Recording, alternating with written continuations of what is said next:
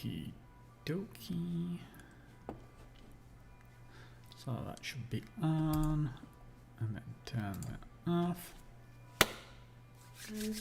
That's it. Hello, hello, hello. Feels like it's been a while. How's everyone doing? Hope you're doing well. Cheers. Cheers, love. Nice t-shirt, by the way. Yeah, I like yours. It's alright, It's isn't it? alright, it's quite Should we shove good. them off a bit? Yeah.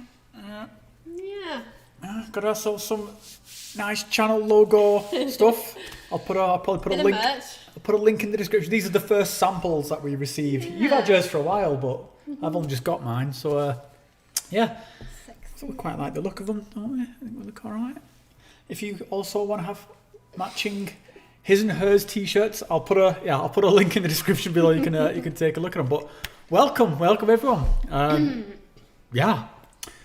Where to start? Lots been happening in the last couple of weeks. I thought when I scheduled this, I was just going to be talking all about me, but you've had some stuff. But I mean, let's just see who's here first.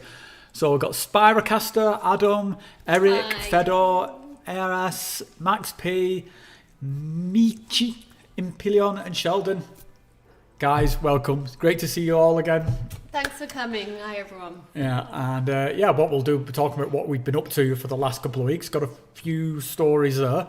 And if there's anything that any of you want to ask at any point, just stick a question in the chat and we'll be we'll sort of go through them as they pop up. But I think before I get into all what I've been up to, which is quite a long tale, let's talk a little bit about you. This is because I thought we were going to do it like from the beginning, like, what?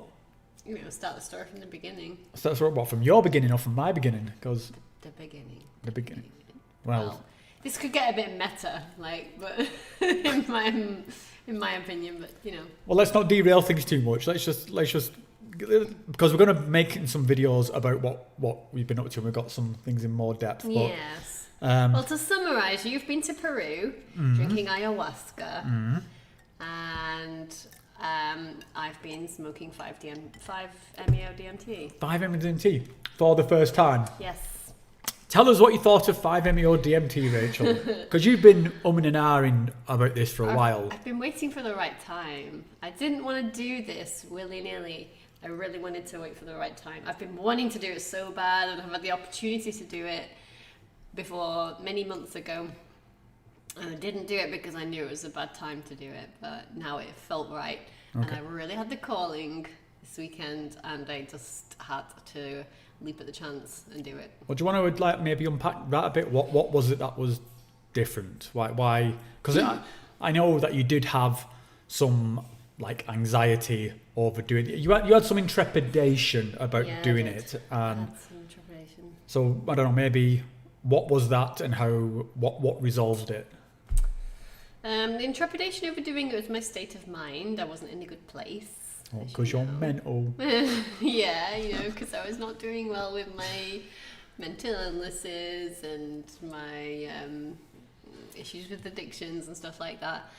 And I just thought that wasn't the right time, and I needed to get some real good space on that. So yeah, I've been getting some good space on that. I've been feeling like it's the right time for ages, but you needed to wait till the right sort of moment came up. Mm-hmm. And honestly, while you've been away, I've been struggling a little bit, feeling the old familiar demons on my back and stuff. And I've been really feeling the call to do something about it and to find something what I was looking for, which was stillness and love. Well, I'll just interject a little bit there because I think one of the things I've got to say is a big thank you for allowing me to go on this trip, and I don't mean allowing in the sense of the old housewife sort of, but it's a big ask for when you're in a marriage or a relationship for one of you to disappear off for 2 weeks, especially when you've got kids at home. So I am extremely grateful that you allowed me to do that. And now back to you. So yeah, you'd found the sort of the right mindset that you wanted to try 5-MeO DMT for the first time, and that I happened about 10 hours ago. Yes. So you're still very much in the afterglow of it. I'm still wide open. Tell us about it. Riff about it. Well, okay, so it was. I don't know how to put this into words. I mean, I know this is trite to say this, but okay, I'll try to explain it. It's going to sound really shit, but it started off like plates of white things, and they all had patterns on them. And these plates of white things were really, really pure, and they were moving closer, and they were becoming more of one thing.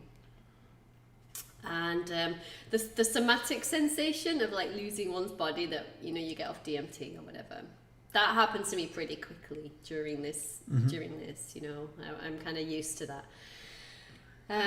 But what happened after that bit, and like I could feel it coming on, I was like, oh yes, bring it on. It's just like this what would you call it, like what do they call that thing on the edge of a black hole? Well, event horizon. Yeah, it was like an event horizon. It was like everything here and also nothing, and yeah, it was just like, oh, I can't even describe this, like blissful peace, but there's no such thing as peace, because it's like but there's everything, and it was all like white. And then I remember the last thing that I found difficult to let go, because I'm sort of used to letting go of my body somatically and becoming like, not being able to feel the difference between me and the outside things. But the cognitive thing was really hard to let go of, because you never get that on DMT. Mm-hmm. On normal DMT, you always have your cognition. You're always thinking. Yeah, you're hyper present on. Yeah. On what you did. And with this one, you've got to let that go, and that's weird. That's a new experience. That's a really new experience, and I wasn't afraid to let it go or anything. Like, it wasn't like the first time you're afraid to let your body go. It was just like I can't compute how to let this go, because it's your cognition, isn't it? How the hell are we going to compute letting your cognition go? I don't know how I did it, but eventually I just fuck it. Well, it just does it for you, doesn't it? I mean, that's the kind of the power of the substance. It just did it, and then then I don't know. I was just in this blissful void for I don't know how long. It could have been ever. It could have been half a second. It could have been an ant's breath. It could have been eternity. Like, yeah. But when I came around from it, I was crying. Yeah, you kept switching between like laughing pretty hysterically and then like sobbing pretty intensely. I was sobbing like you'd sob at a wedding. I wasn't sad. I was sobbing like, blissful tears. It was a beautiful experience, and I was just like, I was rolling around and writhing, and I was laughing. Mm-hmm. It was wonderful. Well, it was a beautiful thing to watch. I'm glad you. Yeah, thanks for videoing it for me. It was fun. Yeah, to watch back. we recorded all this. I'm going to be editing it into a video, and I'll post that probably later in the week of Rachel's 5-MeO experience. But yeah, I guess you'd say thumbs up for 5-MeO. I say big thumbs up. Do it again? Of course, most definitely. And it's nothing like an NDMT. Well, yeah. Like, for someone who has not tried both, like I was before, I was like, how could it be different? It can't be that. It must be something like it, but a bit different. It's very, very hard to understand until you've done it. Yeah, I think everyone always thinks it's going to be like it's going to be an NDMT but black and white. Yeah, that's what I thought. Yeah. It's nothing. No, it's not. I'm very much looking forward to do it again. You need to pace yourself, pace yourself. So yeah, so that was. That was me. That was you. Yeah. Also did a little bit of the old NN as well, didn't I? Yeah, you had a quite a little run. But yeah, that was an unexpected thing to report. But yeah, let's get on to you. Though. I'm gonna have to steal the thunder and get into what I've been up to, because fucking hell, I have had my mind completely blown on this recent trip out to the Amazon. So I mean, for anyone who doesn't know, I got back on Tuesday night. Prior to that, I'd spent like the last 10 days in Iquitos in Peru, mostly at a ayahuasca retreat. I was at Icana where I visited before, and yeah, I would say this is probably one of my favorite retreats I've ever been on. It was absolutely amazing, and within that amazingness, there were like the highest highs, and there were some absolute hellscapes. So I've really gone through the full process here. But overall, over that kind of, the 4 ayahuasca ceremonies, the Cambo ceremony, there was rapé ceremonies. I didn't smoke 5-MeO DMT as part of this retreat, although some people did. But yeah, I mean, it was absolutely fucking ridiculous in terms of what I went through. I have never gone as deep with ayahuasca as I have on this retreat, and I'm going to be making some videos about it, but I just wanted to give you guys like the kind of like the highlights, and just tell you about like some of the stuff around this particular trip. So I think the first thing I just wanted to kind of mention was, even though it was a little bit there's a little bit of extra stress and stuff around getting out there to Peru at the moment because of all the stuff around COVID. And again, I'm making a video about this, about like what kind of tests you need to have and what kind of forms you need to fill in order to get into Peru. Actually getting there was super easy because hardly anybody else was going. Like nobody else is fucking stupid enough to to want to go to what's been like one of the worst affected countries by COVID. Only, somebody like me, and I felt like I needed to go. Like, you've had the vax though, haven't you? Come on, get on with it. Tell us about your trips. Okay. Cheers. Well, yeah, so the first night for me of any retreat is usually one of the toughest nights. It's usually when all the dark shit goes down, and yeah, it's where like most of the purging happens. And for me, the first night was it was amazing. It was like I was sat there. Oh, sorry, I forgot. Can you interject? You had your old shaman, didn't you, Michelle? Yeah. I'll circle back around to that because I see someone was asking in the chat. He was like, hopefully you got to work with Maestra Justina, and yes, I did, Daniel. There were 4 shamans at this retreat. There was Justina and her 2 sons, and then her son-in-law, who is Misael, who Garrett, who I see in the chat, Garrett and I went on a previous retreat in the Sacred Valley, and which I was at. Yes, which you were also at. Okay, so I was there too. Okay, didn't mean to discount you, love. So Misael was the shaman there, and so when I got to the jungle, I was completely taken by surprise to see him there. So it was like it was like seeing an old friend again. So yeah, to have four shamans in the room together was just... And Caroline, the spiritual nurse. So. Indeed, yeah. Carolina, also from the Sacred Valley, who's now the general manager. She's on one of your videos, isn't she, the spiritual nurse? She is. Thank you for that plug. So, yeah, so we got there this first night, and I drank this ayahuasca, and I must admit, I was skeptical as fuck. I was thinking, because this ayahuasca, it didn't taste too bad. It was probably one of the best tasting ayahuascas I've ever had. And that said, it still was absolutely disgusting. But in terms of the spectrum of disgusting things I've had, this was towards the better end. But so I drank it, and I thought, this is not going to work. I'm going to need like a bigger cup of this. Got back on my mat. Within like about 10 minutes, I was completely off my tits. Just the room is just full of like spirits going like chattering, like, and like nobody's even started singing yet. And then like within another 2 minutes, I'm just having like a full on like DMT breakthrough.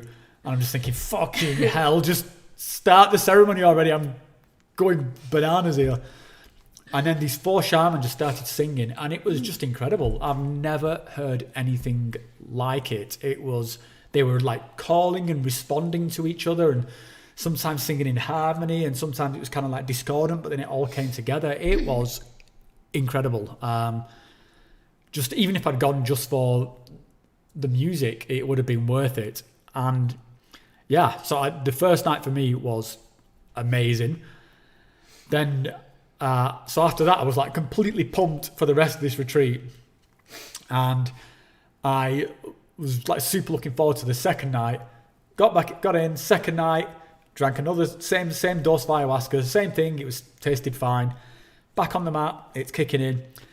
And that night was just an absolute nightmare. Just a complete introspective hellscape of just me with all my mummy issues, all my issues around my mother's suicide, just landing on my fucking face. I was like just living out that period of my mother's suicide as a 3-year-old child. It was just incredibly distressing. Is that going to be in one of your video diaries, or do you want to talk about that now? I think I'll go into it in more detail in like a future video, because I think it deserves its own kind of dark night of the soul type video to really go into the details. But just as a headline here, it was grim. Night 2 was grim, and it was made even grimmer by the fact that everybody else was having a fucking amazing time. So it got to the end of the night and everyone's like, woo, best night ever. And I'm like, that was horrible. I just wanted to, I didn't want to talk to anybody. People coming like, did you have a good night, Rob? Yeah, I was like, give me some space. Yeah, give me some space. Yeah. So anyway, that said, even though it was a bad night, it felt like a very productive night. I felt like I worked through some shit. So I was still right up for the next night's ayahuasca. Well, you get a day off and then you do it again. And so I went into the third ceremony, and this is the one where it just absolutely blew my mind sideways. I've never ever gone as deep. I was connected to this pantheon of like godlike super beings who was humanity evolved to its highest state, where every single thought, every creative thought that occurred just instantly manifested in its most perfect form. So like if somebody like had the idea of the most perfect ballet, that would instantly manifest. Or if they dreamt up some kind of new form of mathematics, that would just instantly happen. And people were just, the rest of this, all the conscious beings that were plugged into this network were all just overjoyed every time something happened. It was like just by waving your hand, you would like create universes just for the joy of doing it. And it was just mind blowing. It was ridiculous in how awesome it was, to the point where I was just like, this is just too much awesome. I was recoiling from how awesome it was, and the entities were like talking to me saying, look, we know, we get it, it's a lot, just chill for a minute and then we'll start again. And I just had this experience of, you can be anything you want to be. You can be, you are a being of infinite creativity, infinite potential. And I think what I was experiencing here was the opposite of the previous ceremony, where I was very boxed in and was like being sort of,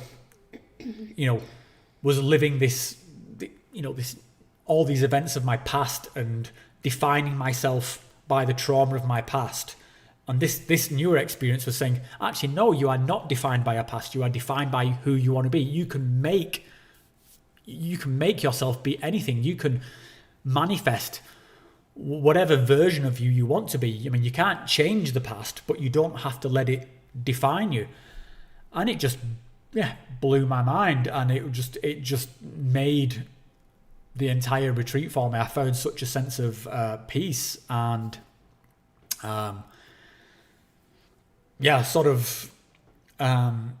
my place within the universe. It was, it was just amazing. I'm gonna have to like stew on it a bit more to put it into more eloquent words. But it was absolutely amazing. And then on the on the final night, I didn't even drink ayahuasca because I just could not take any more awesome. My brain was just too overloaded with awesome. I just sat there, just soaking it in, just being in the room. Didn't you say you purged anyway? Yeah, and I still threw up anyway. Just off the energy. Yeah. I mean, it was. I've sat in ceremony and not drunk, and it still fucking works. It's just crazy shit. Yeah. So I see a couple of people posting stuff. It's Hayde says, what method did you use for 5-MeO? So we use the eMesh method, which is something I made a video about previously. So yeah, just this vape mod. If you search through previous videos, it's called like eMesh best vaping thing. And for 5-MeO DMT, this is, for NN-DMT, this is amazing. For 5-MeO DMT, this is just absolutely perfect because the amounts you need are minuscule. 8 milligram, wasn't it? Yeah. So yeah, eMesh is the one, and there's a video you can check on where you can buy these and how you put it together and how you put the settings for it. 1111111 balance says, you are vaccinated. That's surprising. Okay, so this is always a tricky subject because people get very passionate about it. But, get some Tupperwares for these worms. Yeah. So yeah, I got vaccinated, mate, mainly because I do quite a bit of traveling, and it's easier for me in order to move between countries, especially in the Schengen area of Europe, if you're vaccinated. And to be honest, I read the literature. I work with a lot of scientists and a lot of people who are experienced in the sort of pharmaceutical field, and I was convinced by what I read that the vaccine was safe to go for, and so I took the vaccine. And I'm not saying that whether people should or shouldn't do it, but I did. And what I will say is that I did read some stuff online with people saying that after having the vaccine, that it somehow blocked psychedelic experiences, stopped them from working. From my experience, that's completely not true. I was, like I just described, more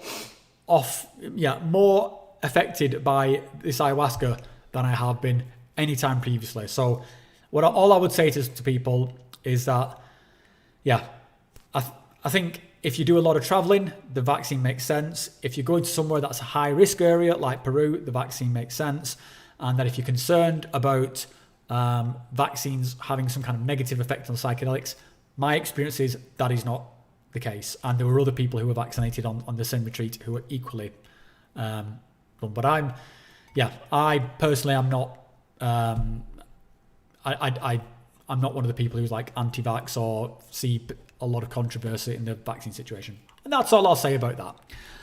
1111 Atreides is, I'm troubled by low self-esteem, and that's what makes me hesitate. I'm pretty sure the universe would tell me I'm even smaller than what I believe. That's I think if it's perspective, I think. The universe may very well tell you that, but it's not necessarily a negative thing. You may see how perfect and wonderful and joyous that actually is. Mm-hmm. I had a similar experience recently with NN-DMT when I was struggling with loving myself, and it was so simple. The experience I had from it was, it made me see all my atoms just fucking how they are. No frills. Every atom how it is. This. All the atoms that make up this thing, whether you think it's nice or not.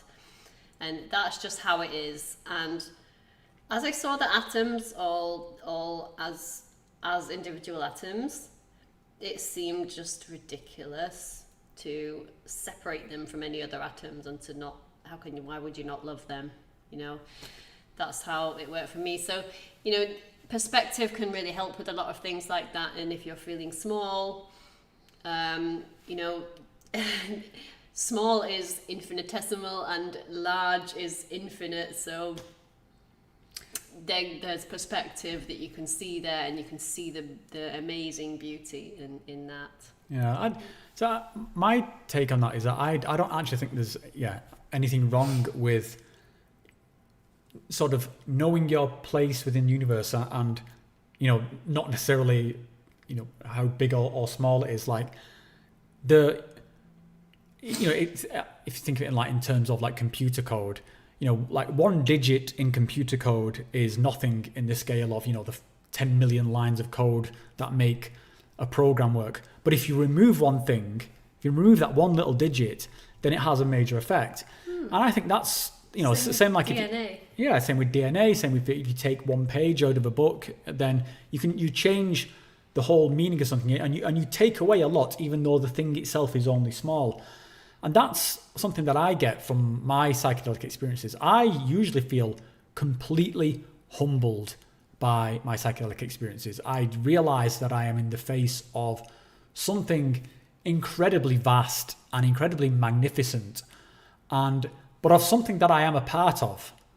And that's a necessary part. A necessary part. I've got my place in this narrative, in this story of the universe that's unfolding. There is a place here for Rob, but that's also, I think, what helps keep sort of ego in check, because you are as equally valid as any other part of this system, of this universe, but you're not necessarily meant to comprehend it or understand it. You're just meant to experience it. You are here as part of it. So I actually think it, these kind of experiences are good for self-esteem. They were certainly good for the anxiety that I was having, because I was having, when I first started getting into ayahuasca and DMT, I was having major anxiety problems.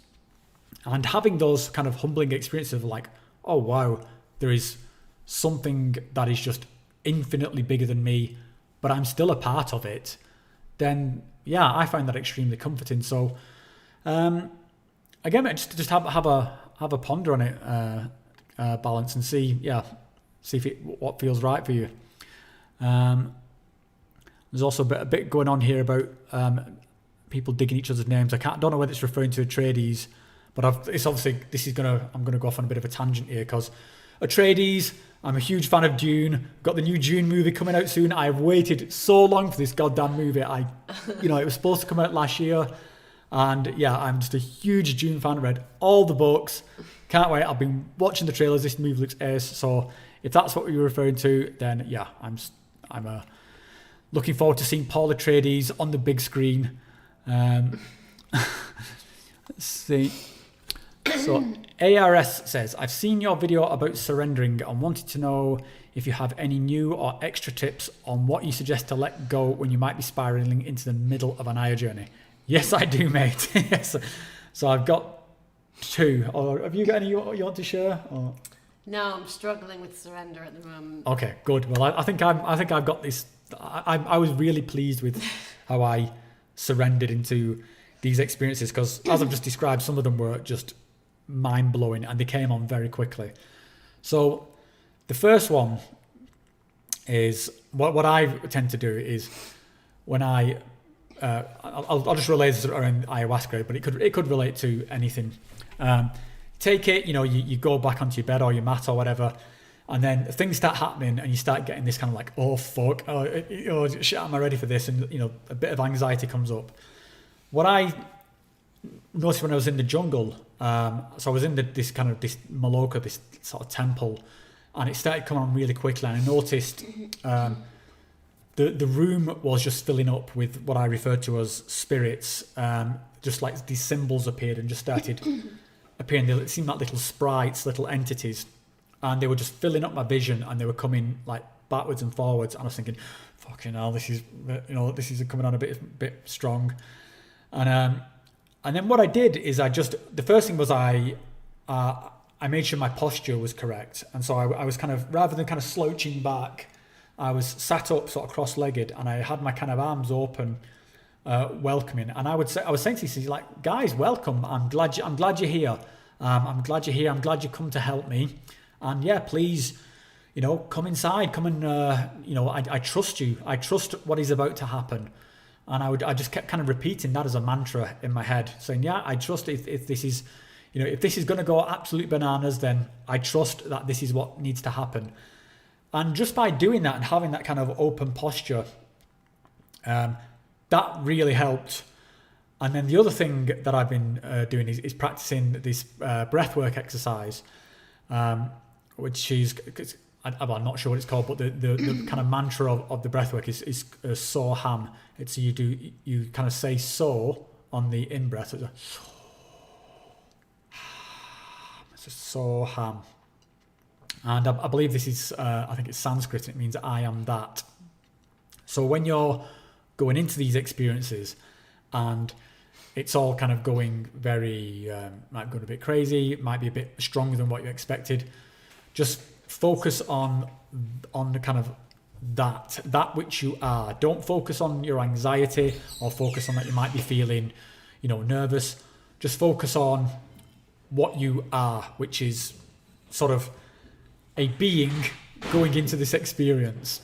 And yeah, I think I'd probably have to do a video in itself just to go into that in more detail. But I think breath work, posture, and a sort of a simple mantra of welcome, just welcoming the experience, I think goes a long way into reducing anxiety and helping with that surrender. But especially the posture thing.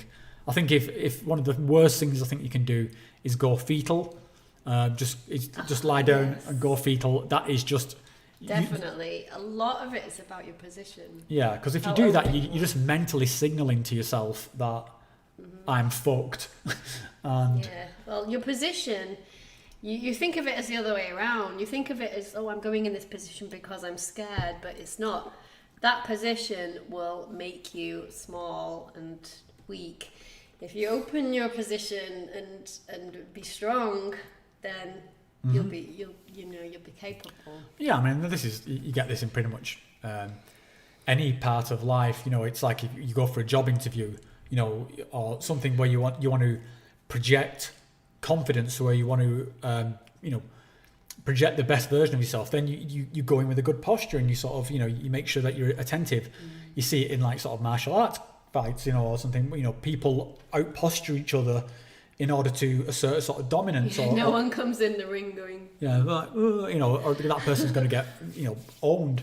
So posture is extremely powerful, and I think that's one area where I put a lot of work into because my posture used to be terrible, I think, and I've done a lot to try and correct it for it. Keep my back sort of straight, because I used to always like slouch over like this. And there were some people in these ceremonies who were just like sat up cross-legged all night. I couldn't do that. I will always get to a point where I'm like, one thing I didn't mention earlier, just came to the bit where I was purging on ayahuasca. And purging, throwing up while you are in the deepest depths of the most intense DMT breakthrough you've ever had. That is like a challenge all in itself. I was like, I knew this stuff needed to come out of me. I was holding this bucket, but this bucket itself was just exploding mandalas, and I've got like DMT cartoon world going on all around me. The little like cartoon guys are popping up going, "Be good work, Rob, keep going." There's like traffic lights along the top, like going red, amber, green, go, throw up. It's like going ding ding ding, thumbs up. It was bonkers. It was very similar to the video I did of like DMT is absurd, the one with all the very sort of cartoony graphics. That was going on, but like with the soundtrack of me throwing up to it. So nice. Yeah, and then when I'd finished throwing up, that's when it went into this like God pantheon experience. So that was fucking mental. Let's see. Hopping on. There's people saying, "Great to connect again. Terrified for my next experience." Why, mate? Why terrified? I mean, I can understand why, but I suppose I'd like to try and offer some advice as to what's which experience. Well, yeah, which experience. So let's have a look. So from It's Hayed again. Thanks for your response. I'm in the process of building my own e-mesh setup. Did you use the same temperature configuration for 5-MeO versus an NDMT? No, mate. I turn it down a little bit for 5-MeO. I've actually started turning it down more for an NDMT as well. So I think when I did my original video all about the e-mesh, the temperature that I kind of recommended there was, I think, 205. And since then, I've been playing around with it to try and bring it down a little bit, just to sort of make it easier, make it, an easier sort of inhale, and also just to make sure I wasn't burning any. I'm still going backwards and forwards on the NDMT, but what I found for 5-MeO DMT was about 185 seems to work really well, and that's what you've had it on today.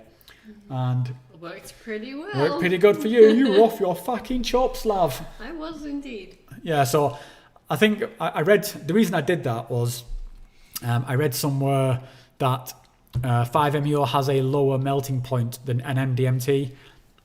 That was just something I read online. I don't know if it's completely accurate or not, but from my own uses of 5-MeO with the e-mesh and from Rachel's, it does seem to work at a lower temperature, so that's what I've gone for. So yeah, 185, and I think it's set at 20 watts.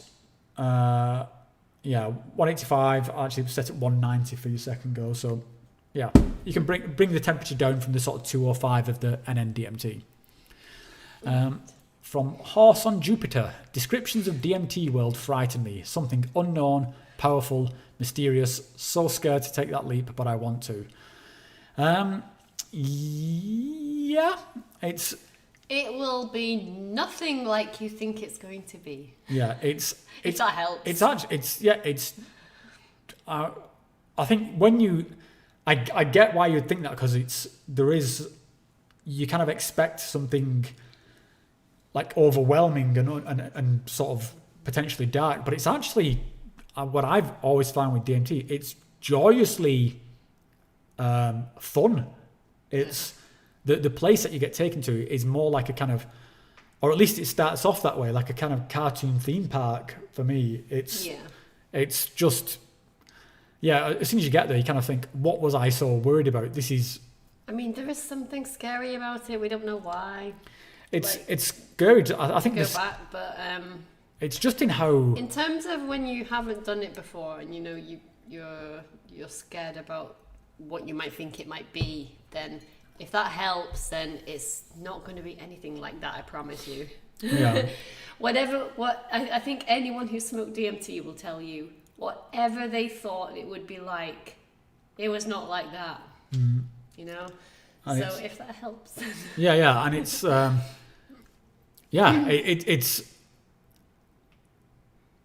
I mean, you can't even describe it other than that. I personally find it like very fun and mischievous and playful. That's what I get from an NDMT. And what I would say, Horse on Jupiter, is great name, by the way. Yeah, very, very, very good name.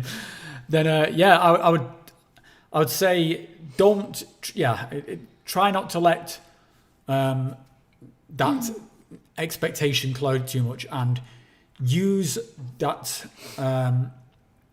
use your kind of newness to it as an advantage, because until you've seen it, you don't kind of know, and so I think that's worth taking advantage. I always feel kind of a little bit jealous of people who are new to DMT or new to ayahuasca, because that not knowing can give you more bravado, and it tends to be once you do know, even though you might have enjoyed it, then it's that's when it kind of it gives you some trepidation, because you realize then just how psychologically rocking this is. It's something else. From Eric Alverbrand, what psychedelic are both of you looking forward to do next? I'm looking forward to doing more 5-MeO next. Do you think this is going to be your weapon of choice for the? I don't know. I'd like to explore it a little bit more, but also I'd like to do the regular NN. And the other one for me is LSD. Yeah, we had a bit of a revisit to LSD a couple of months ago, didn't we? We hadn't done it in a long time. Yeah, I hadn't done it since before I had children. Mm. And I did it last summer, and it changed a lot for me. It really, really, really did. It wasn't my plan. Like, I didn't do it spiritually. I was hanging out in the park. I was, dropped some acid. Like, it was fun. But it fucking did stuff. Mm. It But really just did. we were smoking DMT as well at the same time. Oh yeah, we did that too. And that was pretty awesome. Yeah, it was pretty good. But I'd like to look into that more as well, because that was I've not used that much properly. Like, I used to use it as a kid in my teenage years. Yeah, it was the recreational thing, wasn't it? Yeah, exactly. Recreationally, I didn't use it properly. And I'd like to see what it has to offer. Yeah, I'd have another go with it. And the other one that I'm looking to revisit, which we talked about a while ago, is 2CB. I'd like to revisit that also. We talked about, we heard from a friend that if you vape 2CB, again with like an e-mesh type thing, that it's a much more kind of like potent effect than it is if you swallow it as a pill. Similar, I guess, to like how vape DMT is much more instant than something like ayahuasca. Oh, that makes sense. So I think that'll be on the cards somewhere. But I think I'm also going to end up having probably 5-MeO DMT. I'm going to have another go with once I've come down a little bit from integrated. From this recent ayahuasca experience. Did the all-seeing eye pop up at any point in the trip? Not in this one, although I do get that a lot. You can see in the symbols that I have in the bottom corner here of the screen, those symbols all came to me in previous ayahuasca trips. In fact, those particular ones all came to me when I was in the Sacred Valley with Garrett, who's also in the chat here, and also you. And me. And you were there too. But yeah, I didn't get many of that kind of symbology this time, which is unusual for me. I got a lot of the kind of Shipibo tribal symbology, but not this kind of like smiley facey, all-seeing eye, tiki masky kind of things.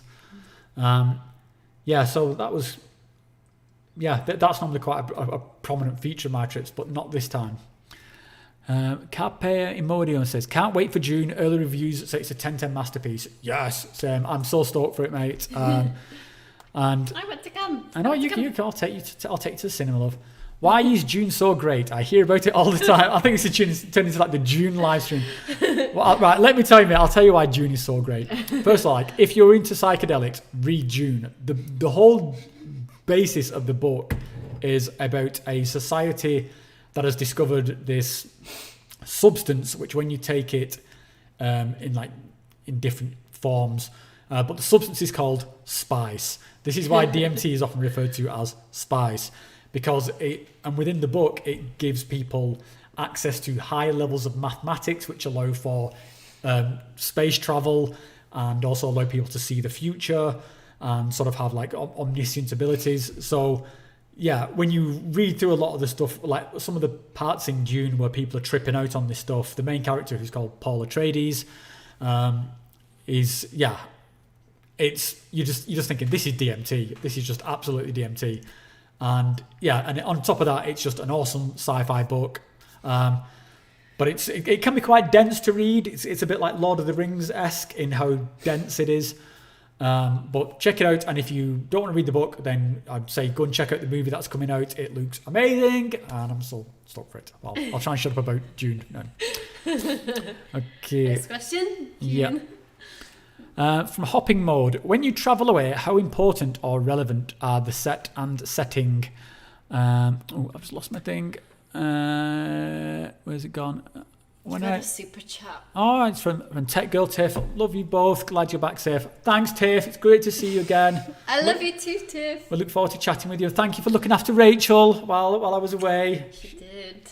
You had a good chat, didn't you? Yeah. Oh, bless. See, somebody looks after her. What a community. Anyway, what was that question?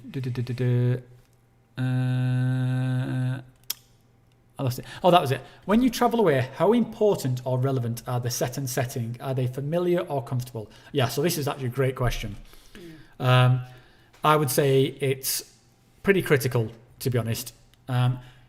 Wherever you go to, you've got to feel kind of, safe, and that this is going to be optimum for your experience.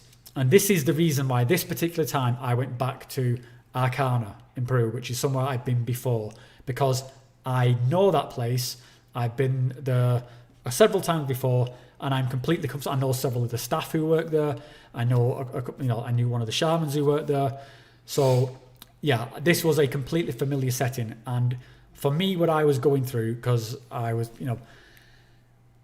I think like most people, I'd had a bit of a shitty last 18 months. All the stuff around COVID had made work very stressful. I just had a bit of a fucking, crap time with work. I had all my own stuff going on around all this stuff with my mother. So I knew I needed to go on retreat somewhere. I needed to get away from myself. And so, I chose the location which was most comfortable to me, which was this place in Peru. I've also had the opposite experience where I've gone to places and not necessarily in for any fault with the place, but where I've just felt completely disconnected and completely disassociated, and I would just find myself like missing home terribly. And so I would say that kind of set and setting is critical. A lot of it is your own mindset.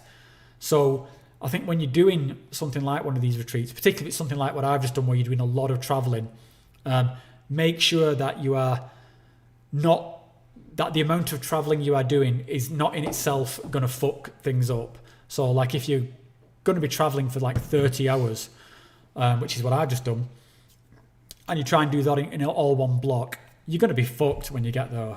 So stage it out, make sure you giving yourself plenty of time to adjust when you get there, especially when you get into like a new culture or, somewhere you don't speak the language. So I would say set and setting, absolutely critical. And anything you want to add to that? Nope. It's perfect. Very succinct. Cheers, love. Lots of comments around the fetal position. I used to do it all the time. It's natural, isn't it? But it's so true that once you do it, that's when you're fucked. It's hard to come back from it. Yeah, as soon as you go, you fucked it. Like, just wade into it. Just fucking, get your pinchy claws out, march on. Yeah, and I think for me, the thing which it used to go hand in hand with that, I was so anal about not being sick that like not purging. When we first did ayahuasca, we were like, we're not purging, we're not purging, we're absolutely not. So we would drink it, go back on our mat, and I'd be like, just doing this like deep, doing like car sick breathing.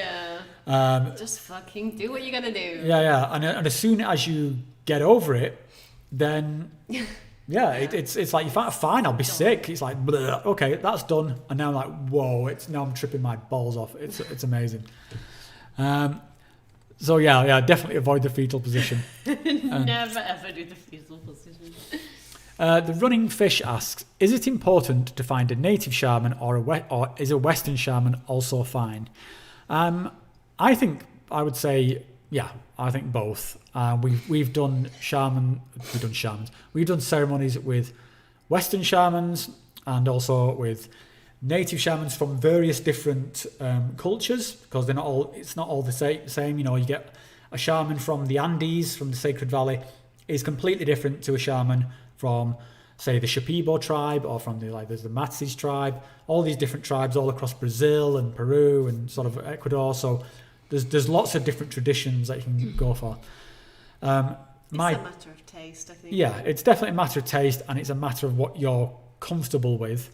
My personal preference is for these Shipibo shamans. These are the ones, where you get at places like Arcana. And the reason being, I don't know, I just find love the style. There's just something magical I find in I just love the style of the singing and the way it's written as well, the way it's written. Yeah, the Icaros, yeah. The Icaros. And I think there's something that's... Yeah, there's something particularly magical about a culture which is just completely intertwined with something like ayahuasca. Like, the plants and that tradition is just, it's what they do. It's not like there's no separation between them doing an ayahuasca ceremony and them, talking and acting in the normal day-to-day way. It's just, that's their culture. So talking about, transcendent experiences with godlike beings is just like talking about what you're having for breakfast.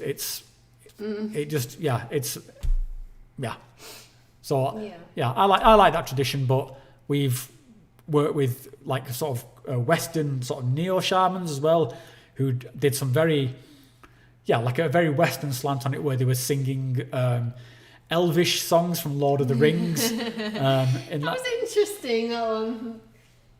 What are you doing? Talking over there.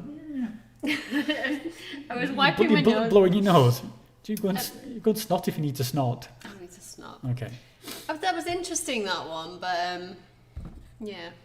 But yeah, the traditional ones I think not my favourite. Also, in the one I've just been at, there was a couple of times there was a guy who sang some Eastern stuff, some like sort of the throat. Yeah, there's some of that and some of the kind of, I don't know, I guess it's like Sanskrit-y, Hindu-y type stuff. There's a lot it's a bit like this sort of so that kind of stuff. I don't know the words, I'm going to butcher it. Onomatopoeia. Onomatopoeia. No, that's not Ogam. Yeah, whatever. So that was kind of cool to mix that in. Horse on Jupiter again asks, which is a heavier experience, 5-MeO or NN-DMT? I don't think it's the right. I won't say it's the right. Then neither of them are heavy. No. If I really, really had to pick, having done both of them very recently, I would say NN is heavier. Well, how are you defining heavier? Chaos. I think that's a pretty good description for it. And I did a video with Andre Emerson from the Qualia Research Institute, and obviously they research a lot of these substances. And the way he described it was NN-DMT. It's when the experience starts, your sort of psychology fractures. Fractures is too strong a word. It splits into lots of different experiences, which this is not fractals, but because it's more like instances of consciousness, and this is one of the reasons why when you're on NN-DMT, it feels like lots of things are happening at the same time. Like that's happening, that's happening, that's happening, that's happening, all at the same time. And the reason he describes this is because it kind of is. You are having different bubbles of sort of consciousness instances happening, and then at some point within the NN-DMT experience, they kind of synchronize and come together. But at the beginning, it's very chaotic. 5-MeO-DMT is the opposite of that.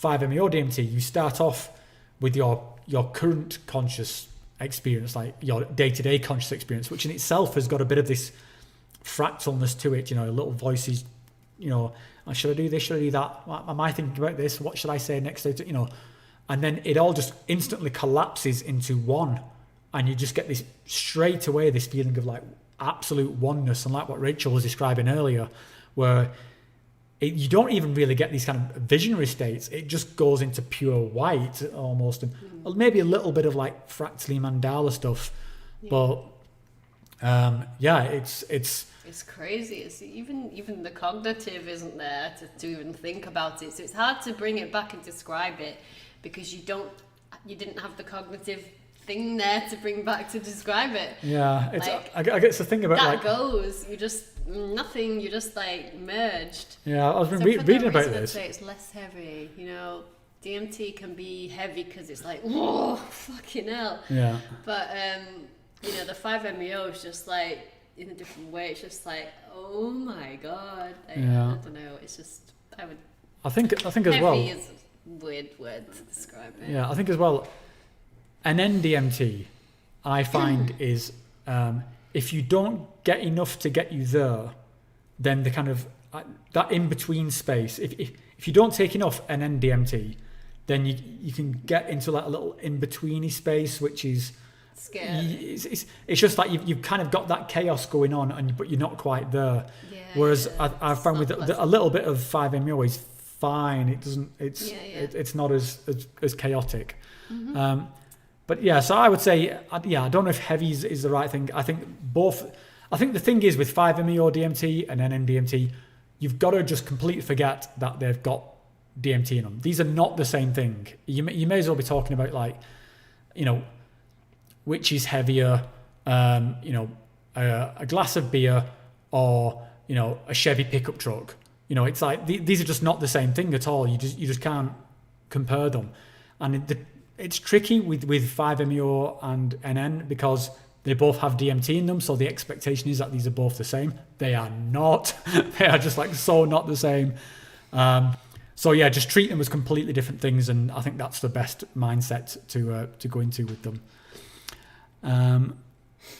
Let's have a look. Carbon dioxide and carbon monoxide, isn't it? If you want to get all chemical. Oh yeah, go on. O2 Music UK says, Rachel, did you join any ceremonies? Well, you weren't there, were you? I wasn't there. So. Yeah, I went on my own. I was there in spirit. There you go. Hopefully not too much. Don't you see? No, I did not go to Peru, so I didn't join the ceremony. Do you think you'd go back to Peru? Would you? I would. Yeah, I would. What, to do ayahuasca? Yeah. Because you'd previously kind of closed the door on that one. Well, I'd said, that the old trope of I've received the message, time to hang up the phone. Mm-hmm. But sometimes the phone rings again. Mm-hmm. Mm-hmm. I mean, mm-hmm. So maybe it's not off the cards. But we have had, I don't know, last time we did when was the last time we did a video together? But we have had ceremonies together recently, haven't we? We've had San Pedro's together. Yeah. Oh yeah, that's the point. Yeah. We've been to ceremony together with San Pedro recently. Mm-hmm. Yeah, and I think I'd want to do that again. I'd love to do that again. Wonderful. But I think one thing which I noticed on this retreat that I'd been on, I did find it beneficial not to be with you, because I think when you go as a couple, then your coupliness comes with you. You can't break the energy. No, and you can't break it. And then you're interacting with people as a couple, and you're always going to be sort of like together, Whereas with this particular trip, it made me engage with other people. Whereas usually I'll just hide in the shadow of Rachel, because Rachel's just such a little social butterfly, and she's so perky, and everyone likes Rachel, and I'm just such a miserable bastard that I'll use that as an excuse to kind of stay in the background and just like let Rachel do the socialising. I'll just But whereas this time I really sort of had to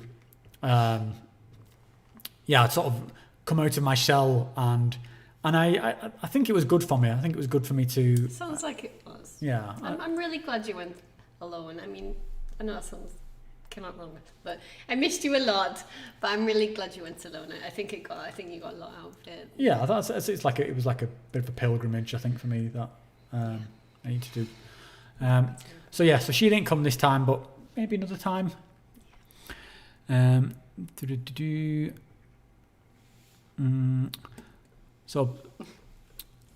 a super chat here from Veggie Metal. Symptoms of depression have returned. Chickened out of an Aya retreat because I had a bad mushroom trip early this year and don't want to hallucinate. Any encouraging advice? My advice, mate, and I fully appreciate that this is a lot easier said than done. But I try to look at, I don't try and see his experience as just a purely negative experience. I think that if there's something bad that happens with an experience, then I want to basically, I don't want to have anything within my psyche that I am afraid of. I don't want to be afraid of myself. And that's all that's happening with psychedelics. Psychedelics are mind manifesting you, what is in you. And I want to know what is in me, because I think if there's something there that I'm afraid of, then or that I need to face, then I want to face it. I want to resolve it. I don't want to sweep things under the rug. So whenever I have a bad experience, and believe me, I've had some fucking bad experiences, some really, really bad ones, then I think the best thing you can do is to really kind of introspect on those experiences and say, thank you for that experience. That's what I needed to happen. And by kind of doing so, you can make yourself not scared of it. You can sort of accept that was the experience and go with it. But I also think that there is something, you mentioned going on an aya retreat after a mushroom trip. I'm guessing the mushroom trip was probably on your own or with friends. When you do go on a retreat, and this is why I do like the retreat format. Me and Rachel, we do stuff all the time here. So I'm certainly a fan of doing stuff on my own with Rachel here. But when you go on a retreat format, you are basically going into therapy, into super intense therapy for a week within a framework of people who have your best interest in mind, people who are going to look after you, who their only concern is your absolute well-being. As long as you're going to a good retreat center, this is obviously there are some shitty cowboy ones out there. But when I've been on this retreat this last week, all I had to do, they made my meals for me. They gave me a program to follow. They were giving me sort of counseling. They were sort of talking me through the challenges and the highs and the lows. And if you just give yourself up to that experience and just follow their instruction, then I think it's very hard not to come out of it better off, not to sort of come out of it. And part of that might be that you will have a dark experience. And the shamans guide and hold the space for you through the trip, don't they? Yeah. And sometimes the unpleasant things can come out via purging or just via integrating them afterwards. In group share, you can talk about it, and the shaman gives you feedback on what's been going on, and But if you can face down that thing in that bad trip, the thing that's made you so anxious about sort of going further with it, then you'll beat it, mate. Then once you've it doesn't have any power over you then. At the point where I realized I am not afraid to face all my mummy issues. I'm not afraid to face them. If that's what I've got to face, then so be it. Let's have it. And let's just get it all out the way. And I knew that was going to be tough. I knew it was going to be a tough night, and it was horrible. But then afterwards I was like, well, okay, I'm kind of done with it now. It doesn't have any power over me. And even if it happens again. So yeah, that would be my advice, mate. I think you're probably a lot stronger than what you think you are. Don't let yourself be sort of culled by this earlier bad mushroom trip. It might not have felt like it, but it might have been what you needed to happen. And sort of, just accept that you are stronger than it, that this is part of your psyche, and that you are going to sort of, you want to become sort of whole again. You don't want to be afraid of your own psyche, and just find the sort of the courage to go forward with it. And I wish you all the best with that. Let's go back up here. From just a guy from Glasgow. I love this channel, so grounded and doesn't big up psychedelics with false nonsense. Great work, guys. Cheers, mate. I mean, that's exactly what we strive to do. I think there's plenty of people out there who'll talk bollocks, and we try and talk proper, don't we? So let's have a look. Here's an interesting one.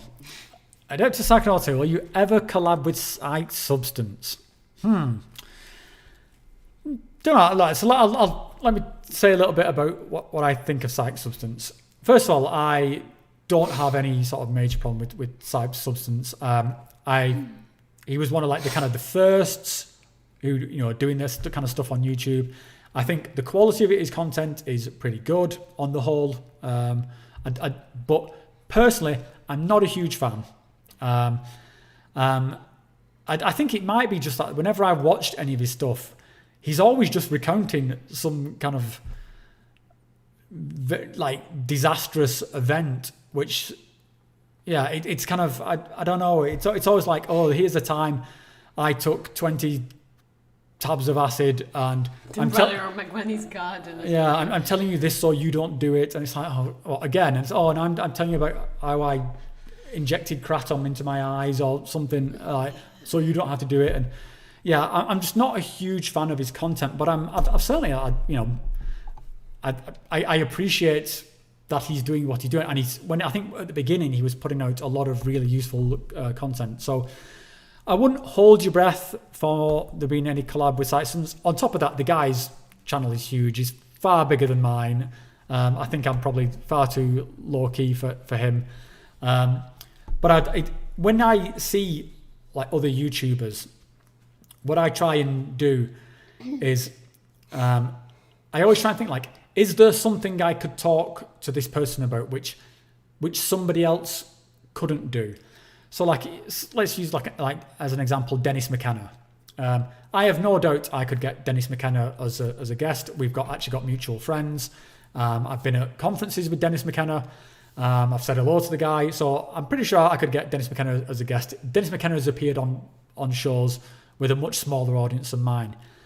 The simple thing is I've not got anything to say to him that somebody else hasn't already said. I don't know, like I don't just want to retread water with people who've, someone like Dennis McKenna. I'll leave it to like James Cook. He would have a much more interesting conversation with Dennis McKenna than I ever would, because they're both kind of scientists. So when I try and find guests that I'm going to talk to, it's usually because they are something where, I don't know, something in them where I think I could have a conversation that other people wouldn't necessarily. That was a long-winded way of saying I'm not sure if I'll ever talk to Psych Substance, but I kind of wish him all the best. I think we're kind of both at a similar stage in our lives of we're both old psychonauts now, aren't we? We're kind of like the old 40-something psychonauts. From Matthew Gillenberg, have you worked with various doses of 5-MeO? No, not really, Matthew. Just always just been head explodey doses. just yeah. I think I definitely think I could go deeper with 5-MeO. Me too, and that's what I want to try. Yeah. And we were talking today about whether just to tick that box, whether I should stick some up my arse. just because, I don't know, because I'd kind of taken the piss a lot. Yeah, but yeah, I'm not in any mad rush to do that. I think there's bigger doses of 5-MeO I could do, and I'll probably do them at some point. From Shamanito, did they insufflate some rapé at the beginning of your ceremony? Not in this particular one I just went on, although I take rapé quite a lot anyway, so I was doing rapé during the day. And the one thing that we did on this ceremony, which I hadn't done before, was liquid rapé, which is where they pour it, they get the liquid version and they pour it up your nose. And yeah, that's an odd sensation, but I quite enjoyed that one, to be honest. But I do like rapé, a big fan. From Horse on Jupiter, what are your thoughts on taking over 5-gram trips on mushrooms, McKenna trip? From what I've read, the more you take, the more you see in terms of how far you enter the rabbit hole. Life is such a trip. Yeah, I think the most I've ever taken in mushrooms, I think is 8 grams. I think you had 10 once. Did I? Okay. Yeah. But I would say the most potent amount I ever had was about 7.5, I think it was. Varies with those things, doesn't it? Yeah, I mean, mushrooms are so variable anyway. But yeah, I have certainly, when you get to higher doses on mushrooms, then I've had like full on breakthrough experiences with like, absolute like DMT-esque visions and seeing future utopias and all sorts of stuff. As my thoughts on those experiences, I think they're fucking amazing. I'm a kind of a fan of those deep experiences. So yeah, I would say if that's what you're looking for, like one of these kind of like breakthrough reality bending experiences, then yeah, just try it, but just work your way up. I wouldn't necessarily say just start bombing huge amounts straight away. Just work your way up, like maybe like a gram at a time, and until you get to the point where you want. Okay, from Renee. Okay, this is a challenge to pronounce. Tios Fad Tios. I call it Tiok. Tiok Fad Allah. It's a pretty name. My girlfriend and I are planning to go to Arcana next year. Neither of us had any previous psychedelic experience. Have you any advice? My advice would be good choice for a centre that you're going to, and just don't have any expectations. Just go with the program. Like I said, they'll do it all for you. Just go with that program. Just be open. Just have an intention and enjoy. Yeah, and just be aware that there will be challenging parts. It's not all. Plenty of people do go straight to ayahuasca having had no psychedelic experience. It's not a big deal. You'll be fine. So says Rachel. Yeah. What happened to you, though? Well, I'd had the experience, but I've heard people, I mean... Yeah, no, the retreat I was just on. I know people personally who have had no prior psychedelic experience who went straight to ayahuasca. Yeah, there were plenty of people on the retreat I was just on who were there for their first time. And again, they were absolutely good troopers, actually. Yeah, just handled it better than I did. Yeah, just trust in the program, and I think you'll have a great time. Yeah. From a guy from Glasgow, what's one thing you've learned, apart from many obviously, from taking psychedelics that has changed you as a person? I think it's that humility before the universe I talked about earlier. I used to be extremely confident in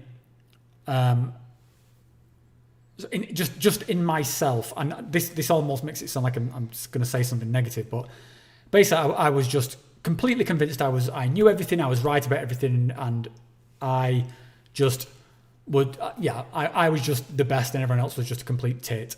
And using psychedelics has humbled me.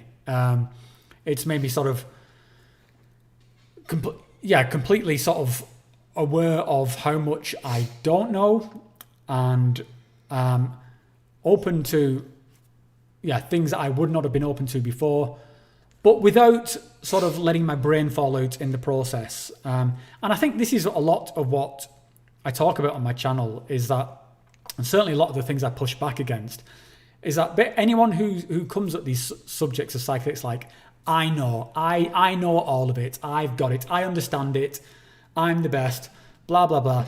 Those people are completely full of shit. Even like if you go on one of these retreats with these shamans, then they will be like, yeah, we don't know what the fuck's going on here. Like it's something amazing's going on, and we are just mediating this experience. They are so humble before this experience, but they are no shaman worth the salt will tell you, I absolutely am master of this space, and I am, I have complete understanding of the universe and all knowledge and consciousness. That's just not their gig at all. Their gig is to orchestrate an experience so that you can get something from it. So that would be the lesson I think I've learned, is humility. But you? Same. Yeah, same. Humility. Yeah. From Matthew, do you feel that having multiple ayahuasca ceremonies within 7 or 14 days is cumulative beneficial result as opposed to intermittent one-off ceremonies? Absolutely. I personally think that intermittent one-off ceremonies are a bad idea. And the reason being is that if you saw my description earlier of what I went through in this retreat, I had highs and lows. Like, I had awesome experiences and introspective nightmare experiences.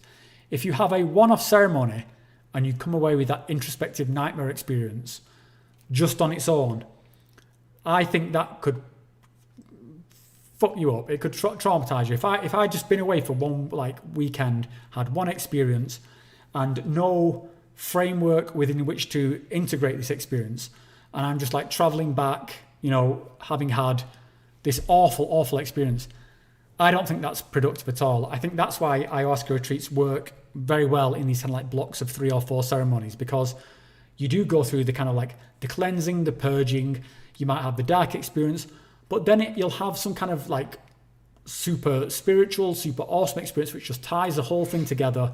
And so, yeah, I personally would not do just one ayahuasca ceremony. The least number I've done is 2. Same from Rachel. You said it succinctly. And from BK Baird, just found you after finding Leo. It's Leo. Now you are alive. Doing shrooms tomorrow. Sit and watch what may come. Any advice beyond that? Just enjoy, mate. Just enjoy the magical, awesome experience that these substances give to us. And just what a gift. Just what a gift they are. That's what was coming to me when I was sat there in Peru.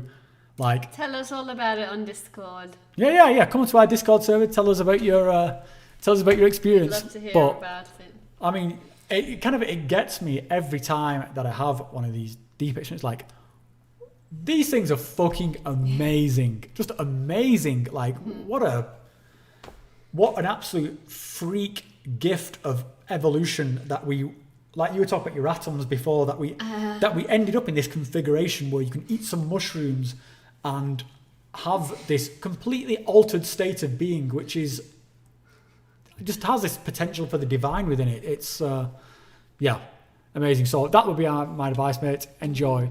Let's have a look. From Streelock, it's been 20 minutes since I smoked some DMT, and after that I noticed you are streaming after your retreat. Hope you're both doing well. Well, awesome, mate. I hope it was a good DMT experience for you. We might join you there in a bit.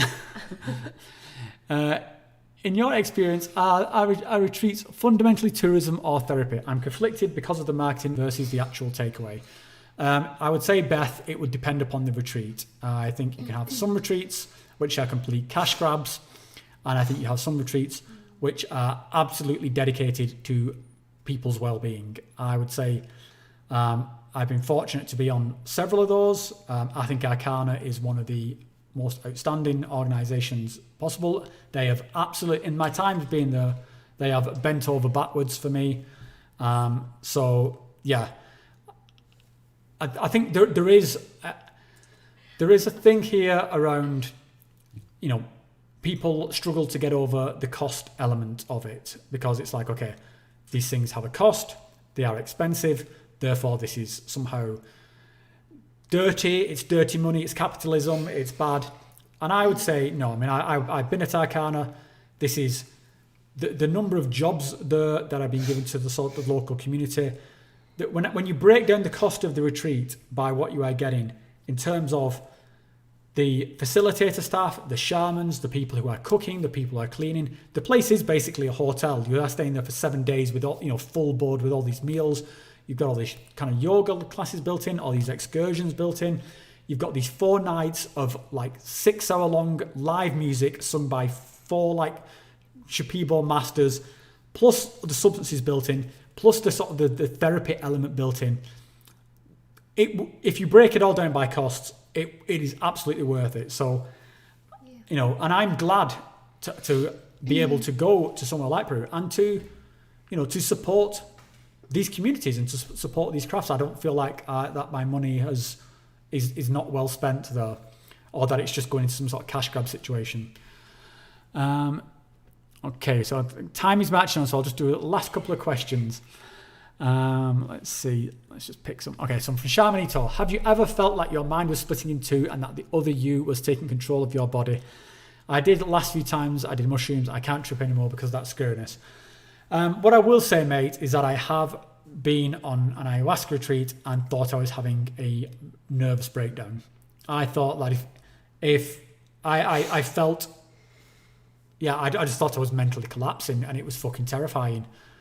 And if that wasn't a nervous breakdown, then I do not want a nervous breakdown, because it was one of the most terrifying things I've been through. And the fact that I was going through it in the middle of nowhere in the jungle was even worse. And I think it was only really that I had Rachel with me at that time that allowed me to keep my head together.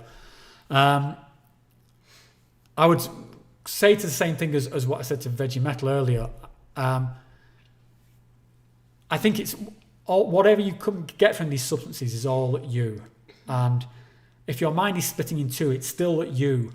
And I think I think our minds are split anyway. I think we all have these kind of multiple personalities that come to the fore, and we have different personas and different archetypes within us. So again, I would always encourage to try and reconcile those. I would never want to be scared of myself. So I hope that helps. From just a guy from Glasgow, I got a psychedelic ego death versus fake ego death video coming soon, which will explain what the effects are like, as well as adding video effects and some of my own experiences and making it fun. Look forward to seeing that, mate. Send us a link once you've posted it. From Shentifier, it seems dubious to me that psychedelics have almost have like an intent to give you an experience that you need. It might lead to unnecessary dysphoric experiences we want to protect people from. Could be, mate, but the way I interpret them is that I think this, I see it predominantly as an internal experience. And I think what is happening is your psyche is manifesting. So I don't think there's anything necessarily magical going on here. I don't think there's some kind of external force that is giving you the thing you need. I think you know what you need, and you are manifesting it yourself. But it's uncontroversial that you have stuff going on in your subconscious that you are not aware of. You are not aware of the systems making your heart beat or your breathing. It just happens. So I think it's on that level that you get what you need. It's because you already know what you need. It's just the thinking part of you doesn't necessarily know it, and that's why you need, that's why these substances help. Yeah. Okay, and very last question. Which one should we go for? We'll go with this one from Matthew. What's your opinion on having a 5-MeO experience immediately after an ayahuasca experience? For example, within 12 hours after the ayahuasca experience. I think there is some kind of contraindication there, isn't there? They do it a lot in retreats, though. Well, they do it on not within 12 hours. So they usually do it on the day off, but sometimes they squeeze them in on. Well, they do it on what they did at Arcana, and I think this is like the new standard, is that they do it the day after the day off, so before the next hour. But I'm not fully clued up on what the thing is there. That there's, let me put it this way. All I would say is I think people need to be very careful and treat 5-MeO with a lot of respect. I think some centres treat it like an add-on, like something just to be squeezed in there with a retreat. It's not an add-on. It is like the main event. I think if you're going to do it, I think it needs to have its own space, and I think it needs to, it's not like a sort of a, something you can just trip out to on your lunch break. It's something you need to give a lot of attention to. That's why personally I do not do 5-MeO as part of ayahuasca retreats. If I'm going on an ayahuasca retreat, I want to focus on the ayahuasca, and then on the days off, I want to use that to recover, to get my head back in the game, to go with ayahuasca again. And so, I don't want to try and cram too much in. But for some people, they do, and it works. But that's my personal take on it. Okay, guys, I think that's all the questions. Thank you so much all for all your questions, all your comments, and especially for the guys who donated super chat, Techie Girl Tiff and Veggie Metal. Guys, really appreciate it. Good luck, guys. We've got loads of new videos coming soon. I'm going to be doing a video on Rachel's first virgin 5-MeO DMT experience. Sure, probably. I'm going to be doing some more videos about my beginner's guide to ayahuasca retreats, and I'm going to be doing videos about my experiences in the jungle with all my usual kind of visual stuff. And I'm actually thinking of putting it all together into like a bigger documentary style video. Maybe that's something like more like an hour long, which just covers this whole retreat from start to finish. That'll be a bigger project, so we'll see how that goes. But yeah, looking forward to posting lots more stuff. Thank you again so much, and I'll speak to you all soon, I hope. Bye. Thanks. Bye-bye.